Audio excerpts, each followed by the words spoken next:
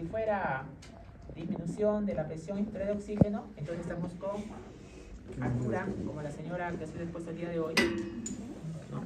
De Lima, con bronquiectasias difusas, 50% por lo menos en sus pulmones, llega al Cusco y se descompensa, ¿no? O vuelos comerciales, ¿no? Commercial flights. Si fuera alteración de difusión, o sea, en la demanda verocapilar, ahí está la ley de Fick, entonces es por un engrosamiento de la demanda verocapilar, por depósito de fibroblastos, ahí está la fibrosis pulmonar idiopática.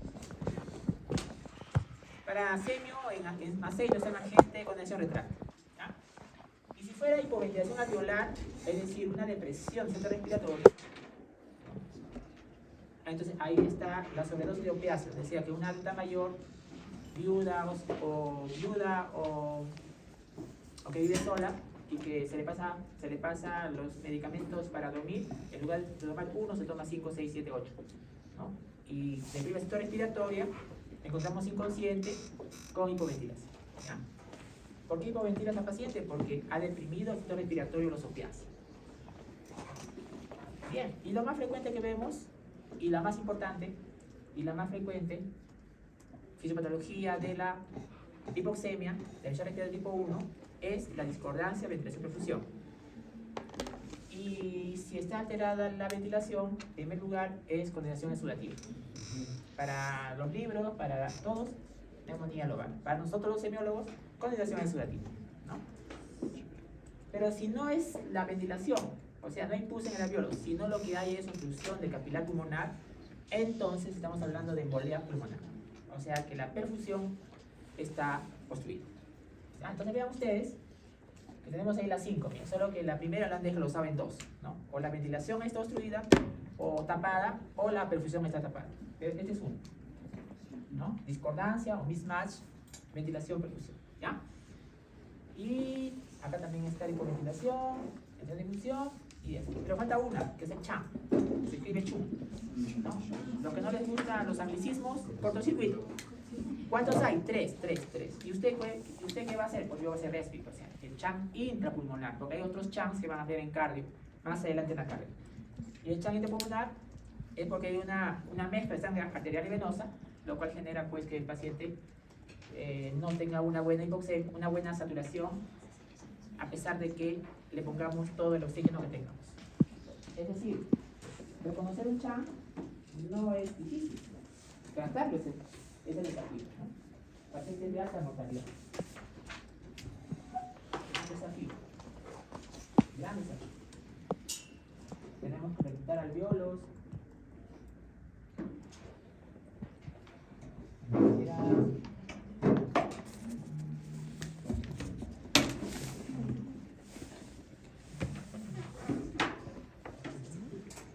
ventilación, esta definitiva, recuérdenlo por esta relación, de que el PCO2 tiene relación directa con el PO2.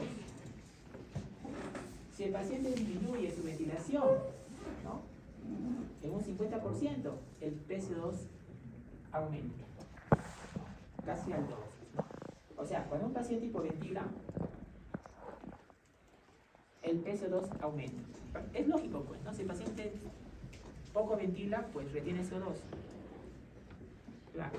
Y este CO2 retenido tiene relación directa con la hipoxemia, es decir, a mayor cantidad de CO2 retenido, el paciente comienza a tener menos oxígeno en la sangre. O sea, hay una relación entre la presión de oxígeno, la presión de oxígeno se disminuye cuando la presión de CO2 aumenta, ¿no?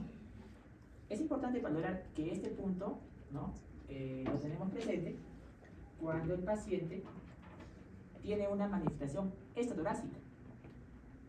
Si tenemos un paciente, como el caso de la señora, del caso del día de hoy en general, si un paciente tiene una falla ventilatoria o una insuficiencia respiratoria tipo 2,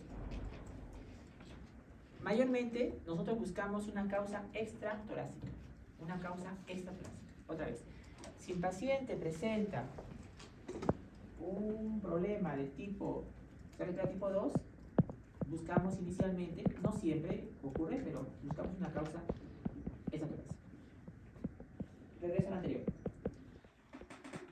Aquí, por ejemplo, si el paciente comienza a tener retención de CO2, ¿Por qué hipoventila? Porque se le pasó la mano con los opiáceos.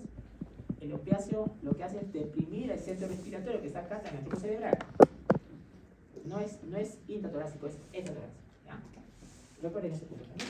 No siempre, cuidado. Lo primero que pensamos. Entonces el paciente que hipoventila, ¿no? Si tiene una PCO2 elevada, eso le va a generar una disminución de la presión de oxígeno. Entonces cuando llega del ventrículo derecho para poder oxigenarse la sangre, va a haber un paso de oxígeno por gradiente de presión, pero ya no va a ser acá 100, va a ser 60. Por lo que el paciente va a estar hipoventilando con presión de oxígeno disminuida.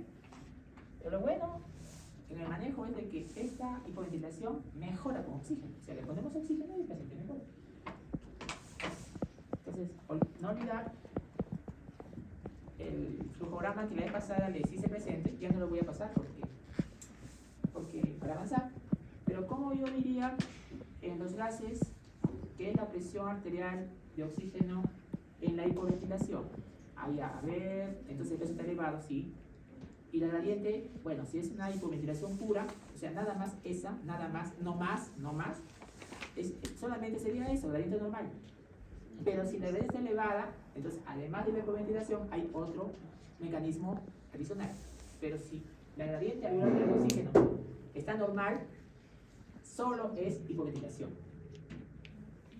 ¿Ya? Hablaremos de gradiente una palabra. La gradiente normal es menor de 15. La gradiente alveolar lateral de oxígeno es menor de 15. Entonces, le voy a dar un caso clínico, publicado hace como 15 años atrás y es posible que les sirva para un gráfico de esto que estoy mencionando. Si la gradiente es normal y el paciente tiene un problema respiratorio, la causa está fuera del pulmón. Si la gradiente está elevada, la causa está dentro del pulmón. Y voy a darles un ejemplo, publicado, con clave, ¿sí? Y ustedes me pueden decir la respuesta. No va a ser pregunta de parcial. A ver, escuchen la pregunta y me van a responder y me van a decir por qué. Es un paciente que tiene una presión arterial de oxígeno de 39, una presión alveolar de oxígeno de 39, una presión arterial de oxígeno de 37. Esa es toda la pregunta. Y responda cuál de ellas no es la respuesta correcta. Y me ponen neumonía grave, EPO grave, fibrosis pulmonar avanzada, neumonía grave, creo que ya dije, ¿no? Embolia pulmonar, severa, y la intoxicación por morfina. ¿Ya? Eso es todo. Y me pedían la clave y la justificación de la clave, con esos datos que le acabo de decir. Atendiendo a la gradiente. Clave. Si la gradiente es normal, la causa está fuera del pulmón. Si la gradiente está elevada, está dentro del pulmón. Entonces, ¿algún voluntario? Esa es toda la pregunta, está bien formulada, no faltan datos. Adelante. ¿Por qué? ¿Por qué?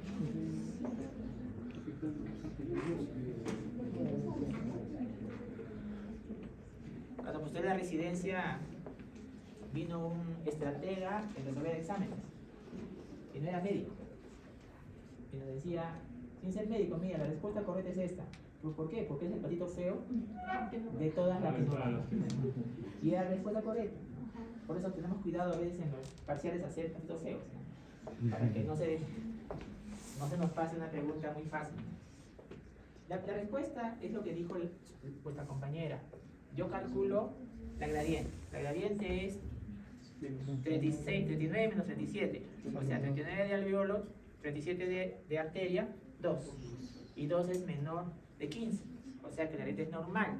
Por lo tanto, de esas 5, 4 afectan pulmón. Neumonía grave, EPO grave, embolia pulmonar severa, y la otra que mencioné, fibrosis pulmonar avanzada, son pulmonares. En cambio, la intervención por morfina, otra vez, es de presión centro respiratorio, acá atrás. Entonces, esa es la respuesta.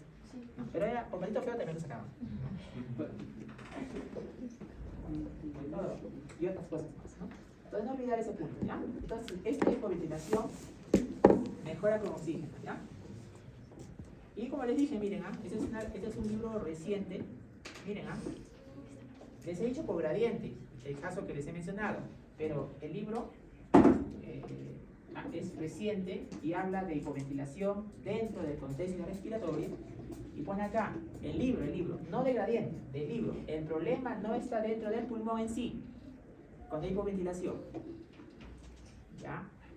Ojo, cuidado con lo que estoy diciendo. Si el paciente tiene hipoventilación, en general, el problema no está en el pulmón, está afuera. Punto aparte, volteo la página. Si hablo de gradiente, ya mencioné, ¿no? Si la gradiente es alta, está en el pulmón. Si la gradiente es normal, está fuera del pulmón. Entonces son dos cosas no tan iguales, son diferentes. Uno estoy refiriéndome a hipoventilación y la otra me estoy refiriendo a gradiente. No es igual, no es sinónimo, ¿ya? Y lo pueden demostrar fácilmente en el flujograma que la vez pasada les dije. Si tengo PCO2 elevado, sí. ¿Cómo se llama eso? PCO2 elevado, hipoventilación. ¿Y qué le aplico? Gradiente. Si es normal, es pura, solo hipoventilación. Entonces no es igual, ¿ya? Está dentro de, está en el camino. Alteración de difusión, ¿qué quiere decir eso? Que la membrana del globo capilar está de mayor grosor, de mayor espesor, por el depósito de fibroblastos colágeno. Y eso le resta difusión de gases. Y va a haber disminución de la presión de oxígeno. Pero va a corregir con oxígeno. A ver, si me acuerdo el flujograma, ¿cómo llego hasta allí? Es como si yo quisiera ir ahorita a la oficina de la secretaria. Tengo que bajar las escaleras, pasar el pasillo y al tercer piso, ¿no? A ver, otra vez. ¿PCO2 elevado? No. ¿No recuerdan el flujograma la semana pasada? Le aplico gradiente. ¿Está elevada? Sí está elevada. ¿Corrige con oxígeno? Sí. Ahí estamos, ¿ves? Ahí llegamos. Revisen el flujograma de la semana pasada. Entonces, ¿qué pasa acá? Que esta membrana del globo capilar es de mayor grosor. Entonces, llega el capilar venoso, pero el problema está en el traspaso del oxígeno y CO2. Entonces, hace de que al final salga la presión de oxígeno de menor cuantía, debido a que no difunde correctamente aquí. Si la pregunta fuera, otra vez, ¿cuál es más difusible? ¿El oxígeno o el CO2? CO2. 20 veces. Entonces, no se extrañe que un paciente con fibrosis pulmonar, inicialmente, lo que está bajo él es el oxígeno. Y si esa fibrosis pulmonar comienza a avanzar en los años, ya el CO2, por más que sea más difusible, ya comienza a ser retenido también. Entonces, primero, en los crónicos, primero se afecta el oxígeno, disminuye, y luego el CO2, en ese orden. No es la regla, porque también van a haber casos para intubar, pacientes que vienen cianótico, para intubar ya con un PCO2 elevado, bruscamente, o por cualquier situación. Pero no olvidar ese punto. Igual, ya esto lo sacan del flujograma que les compartí la vez pasada, gradiente elevada, corrijo con oxígeno. Ya no se olviden. Ahora, otras maneras de llegar a fibrosis pulmonar sería con un test de difusión. Claro, pues, otra vez. ¿Cómo valoro difusión? A ver, un parangón. Si yo quisiera valorar anatomía, ¿qué pido? Una placa, una toma. Si quiero valorar gases, pido un ADAS. Si quiero valorar vasculatura, pido una angiotomografía, o sea, con contraste. Pero si la pregunta fuera concreta, ¿cómo valoras difusión? La respuesta, el test de difusión de monóxido de carbono, DLCO. Ahí en el Cusco sí, en forma privada, no hay todavía en el hospital regional.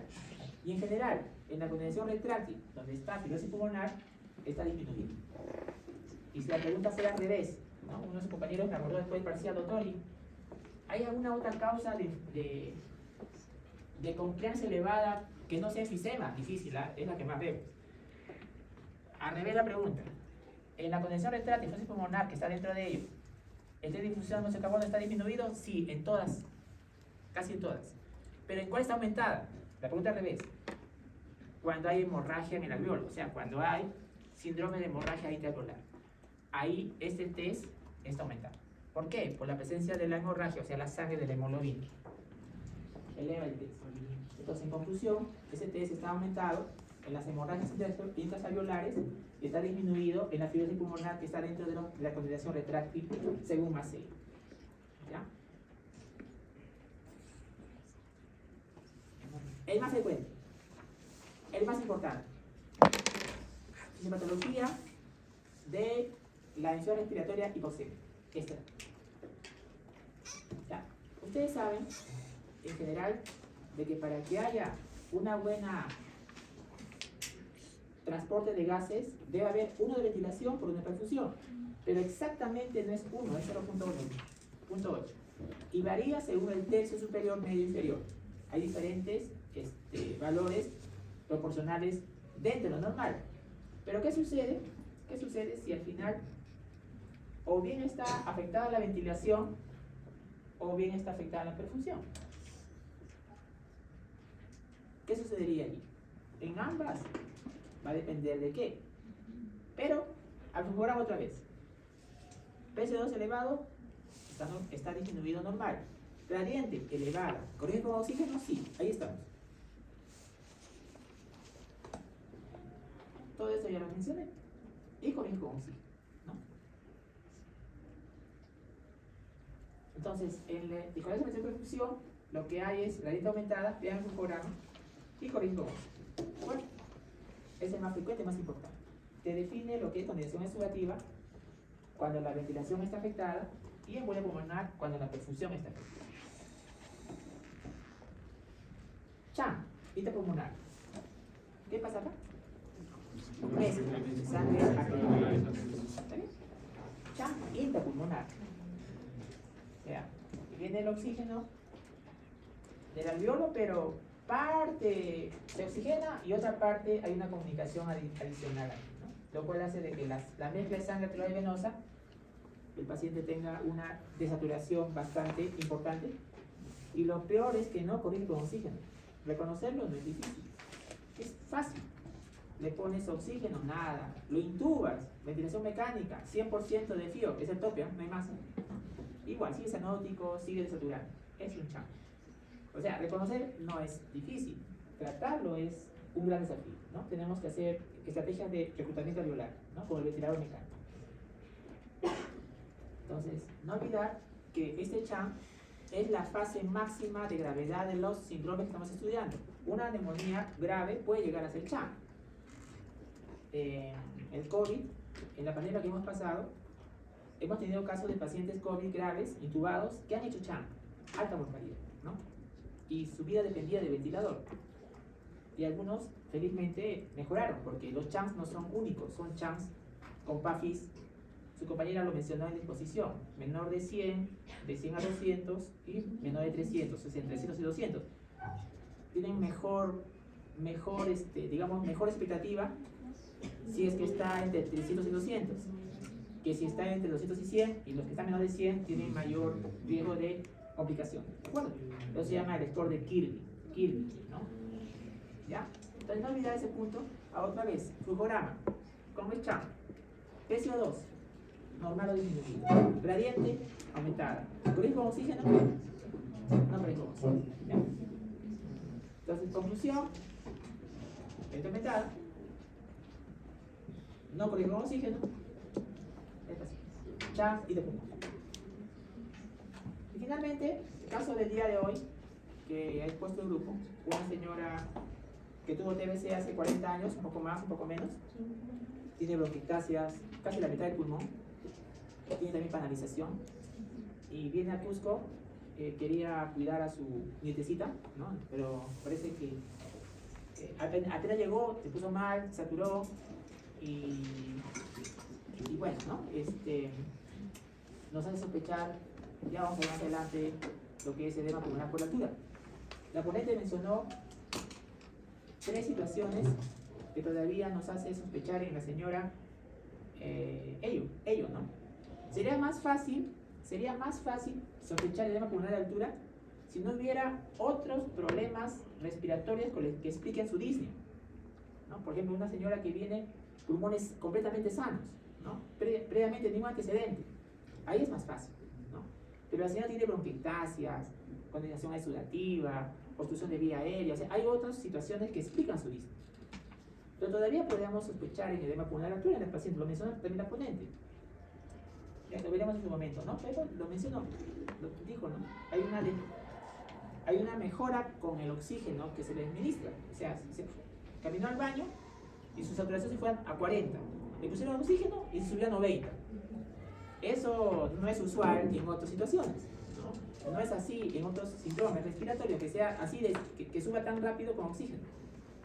Segundo, hay una discordancia entre, tú ves a la paciente, no luce tan mal, y su saturación está muy baja. Entonces, esa desproporción también te orienta, ¿no? Y la tercera es la relación la relación imagen con la paciente. La paciente se nota con un cierto bienestar y su placa está bastante afectada, ¿no? Entonces, son situaciones que nos hacen orientar ese. Bien, entonces, esto de acá, disminución de la PIO, lo sospechas en pacientes que tienen viajes a gran altitud. Ya. Y miren ustedes la fórmula, arriba, está en Google, por si acaso. Presión de oxígeno es igual a fracción de oxígeno multiplicado por, abre paréntesis, presión barométrica menos presión de vapor de agua. Conclusión, el FIO no es igual al PIO. ¿Por qué no es igual? Porque el FIO es parte de la ecuación del PIO. Yo le decía por eso en el flujorama, si ven, se entran a Google o a un libro, algunos flujoramas te ponen disminución de la PIO. ¿Estoy de acuerdo? Y otros flujoramas te ponen igualito toda la plantilla del flujorama, pero con disminución de la FIO.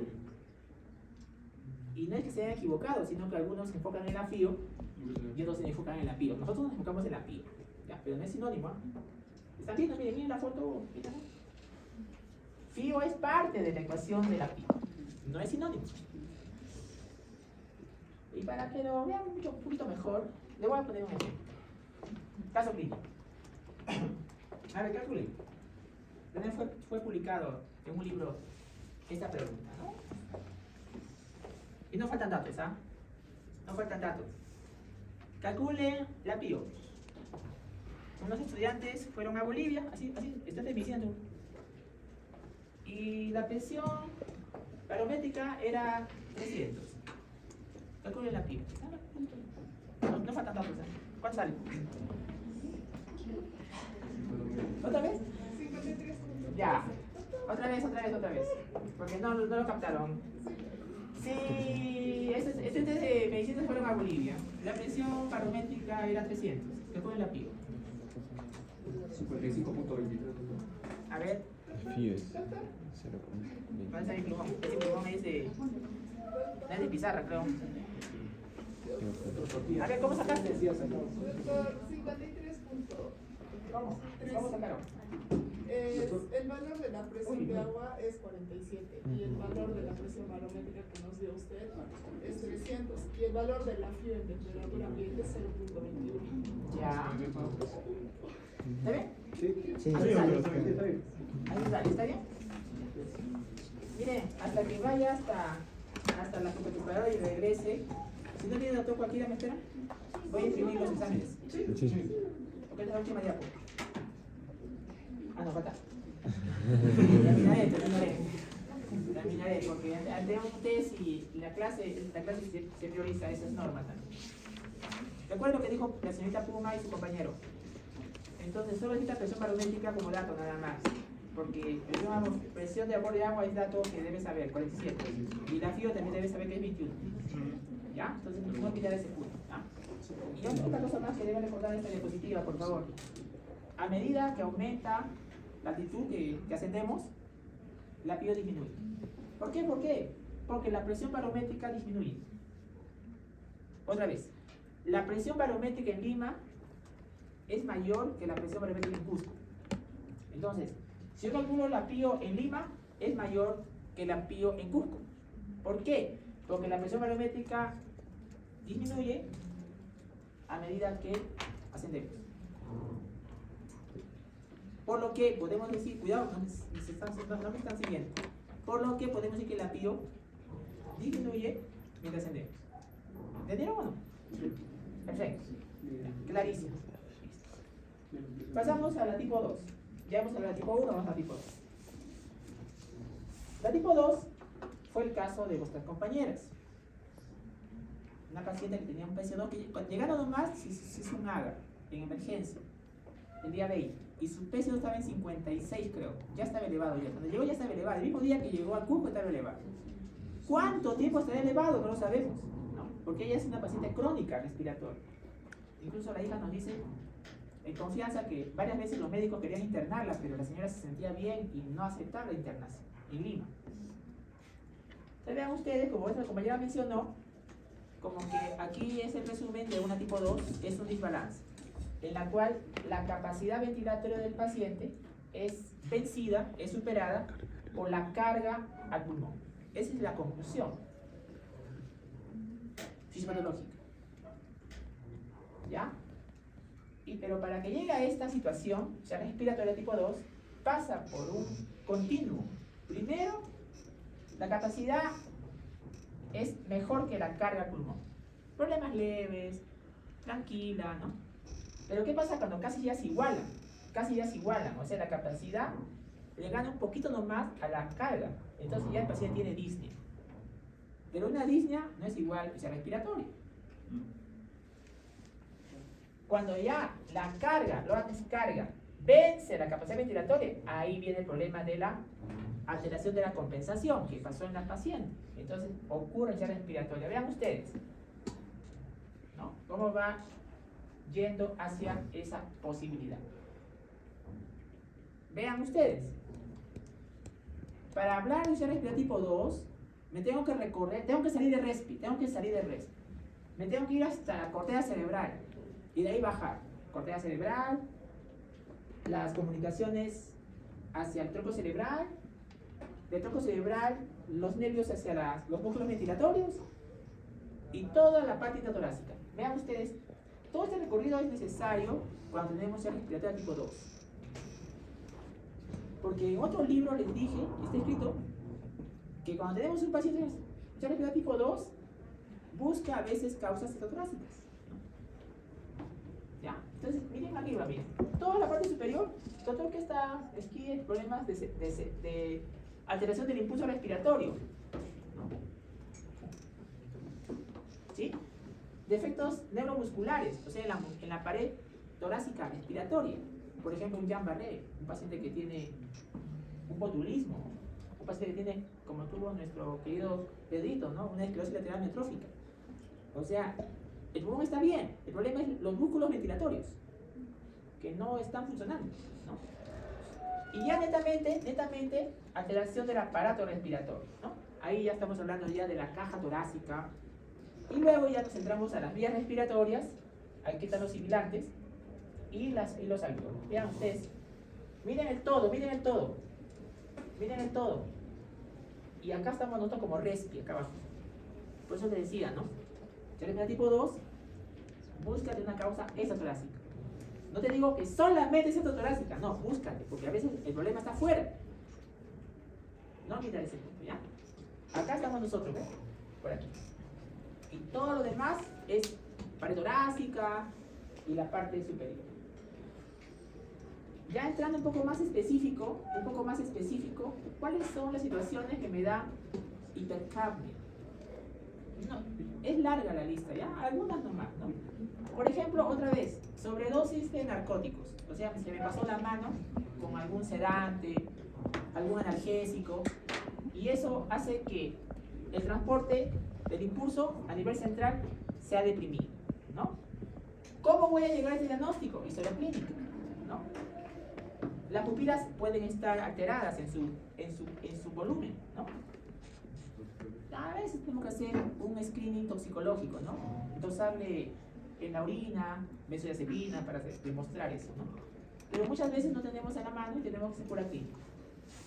Lo que el grupo expuso, asma bronquial. Mecanismo, obstrucción de flujo aéreo. ¿Por qué razón está obstrucción de flujo aéreo? Por secreciones. ¿Vale? ¿Cómo saber la enfermedad? Historia clínica, historia típica, ya hemos hablado varias veces, ¿no? Tos con ritmo circadiano, sibilantes al ejercicio. Gracias, wheezing, por ahí mencionar. ¿No? Y espirométricamente, con un BEF1 que sube 12% con la prueba broncolatadora. ¿Está bien? Muy bien. Una más. Un EPOC. Un EPOC exacerbado. ¿Por qué puede tener EPOC en el paciente? Porque inhala humo de leña o humo de tabaco. ¿Qué hay ahí? Otra vez, obstrucción al flujo aéreo. ¿Por qué? Por secreción o por broncoconstricción. ¿Cómo te dice el diagnóstico? Historia, humos y, lo dijo la ponente, un tifenao por debajo de 0.7. ¿Está bien? Eso sería más 2, ¿no? En test de concordancia, ¿no? ¿Está bien? Entonces, algunos ejemplos importantes. Este deporte también es interesante porque es anatómica, ¿no? Sea respiratoria, sea tipo 1, tipo 2, por causa alveolar, vascular, vía aérea o músculo respiratorio. Vean ustedes. A la cabeza, condición exudativa, tipo 1. ¿Ya? Edema pulmonar, tipo 1. ¿Ya? Hemorragia, tipo 1. Vascular, embolismo pulmonar, tipo 1. Vía aérea, broncoespasmo, depende, tipo 1, tipo 2.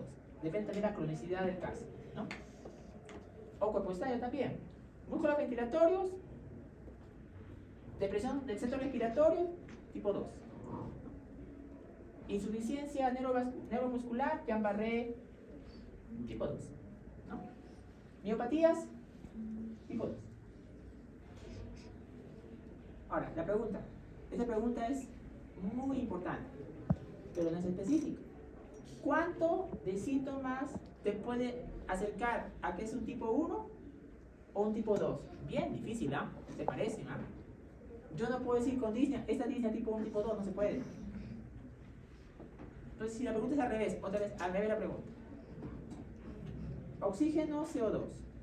¿Qué me da el CO2 cuando se eleva? ¿Qué? Ojo, acá es importante este dato. Oxígeno y CO2, ambos son vasodilatadores. ¿Qué pone eso? Oxígeno y CO2, ambos son vasodilatadores.